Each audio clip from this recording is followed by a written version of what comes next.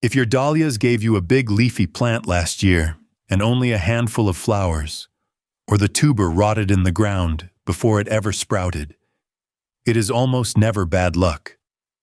Dahlias are not fussy, they are generous, and 5 simple things keep them flowering from midsummer right up to the first hard frost, even if this is your very first year. Before I get into it, if you want a garden that actually rewards the work, subscribe and stay with me. It genuinely helps. So let me guess what happened. You got a strong, healthy plant, waist-high, dark green, thriving, and then it just sat there. A flower here, a flower there. Nothing like the show you were promised. Or worse, it never came up at all. You planted the tuber, waited, and got bare soil, because somewhere down there it rotted before it ever had a chance. So why does a healthy-looking dahlia give you leaves and almost no flowers? It starts underground, before the plant is even up. Secret 1 is the ground itself, and how you plant into it. Dahlias grow from a tuber, a fat little fist of stored energy. And that tuber has one enemy above all others: wet feet. Sit it in cold, heavy, waterlogged soil, and it does not sprout. It rots. That is the number 1 reason a first-year dahlia never shows up. So you open the ground up. If you are working with heavy clay, dig in a good few forkfuls of compost to loosen it and let water drain away instead of pooling. Then lay the tuber on its side, about 4 to 6 inches deep, with the growing eye facing up. That little bump or pink shoot is where the plant comes from, so you want it pointing at the sky. And the timing matters just as much. Plant after the last frost, when the soil has warmed. Not before. A tuber shoved into cold spring ground just sits there sulking, and the longer it sits wet and cold, the more likely it rots. Here is the single most important thing I can tell you, and it is the one nobody does. Do not water heavily until you see green shoots. That is it. The tuber already holds all the moisture it needs to get going. Drench it now, and you are basically inviting it to rot. That one bit of restraint, just leaving it alone, saves more first-year dahlias than anything else on this list. Right, your dahlia is up. Green, growing, maybe knee-high now. Secret 2 is the move that separates a few flowers from a plant absolutely loaded with them. When it hits around a foot tall, you pinch it. You reach in and snip out the very top growing tip, just above a pair of leaves. I know, cutting the top off a healthy, happy plant feels wrong. Do it anyway, and here is exactly why. That single tip is the plant racing straight up for one early bloom. Cut it, and it redirects all that energy sideways. It throws out side shoots low down on the stem, and every one of those side shoots becomes its own flowering stem. You trade one early flower for a bushy plant covered in them. That is the whole trick. But now you have a problem, or at least it looks like one. That pinched plant is bushy, and it is hungry. And the very moment a dahlia gets hungry is the moment most people reach for the one feed that quietly kills the whole show. The feed that hands you a waist-high jungle of leaves and almost no flowers at all. That feed, the one that hands you a waist-high jungle of leaves and barely a bloom, is almost always high in nitrogen. And nitrogen builds foliage, not flowers. A high nitrogen feed gives you leaves, not flowers, every time. It makes sense when you think about it.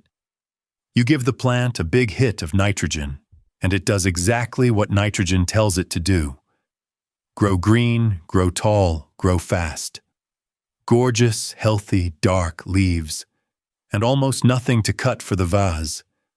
So that lush, sulking, over-green dahlia you have been staring at, wondering what you did wrong? You probably didn't do anything wrong. You just fed it the wrong thing at the wrong time. Here is what a hungry dahlia actually wants. Potassium. That is the nutrient that pays for flowers. It is the one that fuels bud formation and keeps blooms coming, where nitrogen just pours everything into stems and leaves. Once you know that, the whole thing gets simple. A dahlia is generous, not fussy. It just needs the right fuel at the right moment. So here is the move. Once buds start forming, switch your feed. Drop the nitrogen and go to a low nitrogen, high potassium feed. A tomato feed or sulfate of potash. Either one does the job. Give it every couple of weeks once buds start forming, right through the flowering season. Dilute it, water it in at the base, and let the plant do the rest. And this is the part that matters. That steady drip of potassium every fortnight is exactly what keeps them pumping out color through late summer. The very point where an unfed dahlia normally runs out of steam and stalls. You know the moment. August comes, the flush slows. Half the garden starts winding down for the year. A well-fed dahlia doesn't get that memo. It just keeps handing you flowers. Quick one while we are here. Tell me in the comments which dahlia you are growing this year. A dinner plate, a pompon, or a cut flower type. I read them. And if this is helping, a quick subscribe means a lot. Right, back to it. Because feeding is only half of keeping the flowers coming. The other half is what you do with the blooms once they are spent. This is secret 4, and it is deadheading. But there is a small skill hidden inside it that changes everything. Here is the mechanism, and it is worth understanding. A dahlia keeps flowering for one reason only, to make seed. The moment a bloom is pollinated and starts setting seed, the plant thinks its job is done, and it eases off making new flowers. So when you cut off a spent bloom before it can seed, you are quietly lying to the plant. You are telling it, not yet, keep going. And it does.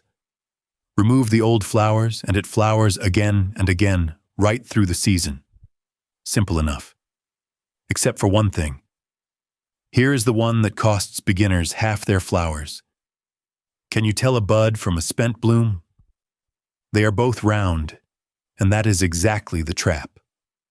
You go out with your secateurs, full of good intentions, and you snip off next week's flowers because you couldn't tell which was which. I have done it. Everyone has done it once. So let me save you that. The difference is in your fingers, not your eyes. A fresh, coming bud is firm and rounded like a marble, hard, tight, packed. A spent flower, once the petals have dropped, goes soft, pointed and cone-shaped. Soft and pointy means gone. Firm and round means leave it. That one is on its way. The marble stays. The cone comes off. Get that one distinction right, and the deadheading takes care of itself, and they will keep coming week after week. But there is one thing that can end the entire show in a single afternoon. Your dahlia is now tall, heavy, loaded with buds, and one summer storm, one good gust, can snap a flower-laden stem clean off at the base and take a whole cane of blooms down with it. One gust. That is all it takes. A whole cane, heavy with buds, snapped off clean at the base, and a brilliant dahlia season is over in a single afternoon. And here is the thing that stings the most about it. It is completely avoidable. But before we stop the storm, let us finish the flower it left behind. Remember the marble and the cone. When you find that soft, pointed, cone-shaped spent flower, do not just snip it off below the head. That leaves a bare stub and a plant that sits there sulking. Cut it right back to the next full set of leaves down the stem. Follow the stem down, find that pair of leaves, and cut just above it. That is where the plant makes its next move. It pushes out fresh side shoots from that point, and every one of those becomes another flowering stem. Deadhead like that, back to the leaves and not just below the head, and they will keep coming. And coming. Now, the last secret. The one that carries all the others through to frost. It comes in two parts, and it is all about how you water and how you hold the plant up. First, the water. Dahlias are big, thirsty plants. Those fat leaves and heavy blooms are drinking hard all summer, and when the soil dries out, the buds are the first thing they give up on. So water deeply and consistently in dry spells. Not a light daily sprinkle over the top. That just wets the surface and teases the roots. Give it a proper deep soak at the base, right down to where the roots are working, 2 or 3 times a week when it is genuinely dry. A slow soak that reaches deep beats a daily splash every single time. Keep the water coming, and the buds keep coming with it. And second, stake early. This is the one people skip, and it is the one that ends seasons. As a dahlia gets tall and heavy with flower, it gets top-heavy and brittle, and a single summer storm can snap a stem loaded with buds clean off at the base. The fix is a strong stake. But the timing matters more than the stake. You want to stake them early, before the plants are tall and heavy, right when you plant the tuber or soon after. Because if you wait until it is a big established bush and then try to drive a cane in, you will push it straight down through the tuber underground and wound the very thing keeping the plant alive. So if you only do one thing today, go outside and push a stake in beside each plant now while it is still small. Your future self, standing in the garden mid-storm, watching everything else bend while your dahlias hold, will thank you for it. And that is the 5. Look at what you have built.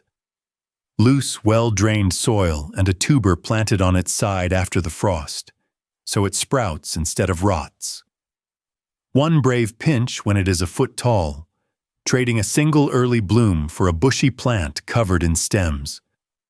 A switch to potassium once the buds form, because potassium is what pays for flowers, not a jungle of nitrogen-fed leaves. Careful deadheading, marble against cone, back to the leaves. And now deep water and an early stake to carry it all the way home. Each one building on the last. None of it complicated. None of it needing a greenhouse or a drop of special talent. Here is the payoff. While everything else in the garden gives up in late summer, tired and done, your dahlias just keep going. They keep handing you waves of flowers for the vase, week after week, right up until the first hard frost finally blackens the leaves and calls time.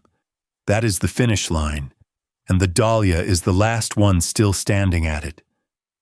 The longest flowering plant in the whole garden. Picture it. October. Everything else finished. The bed's gone brown and quiet, and there you are, still cutting armfuls of dahlias for the kitchen table. Do these 5 things this year, and next year you will do them without even thinking. The pinch, the potassium, the stake. It becomes second nature. Because dahlias were never fussy. They were always generous. They were just waiting for someone to know how. Now you do. Go and grow them.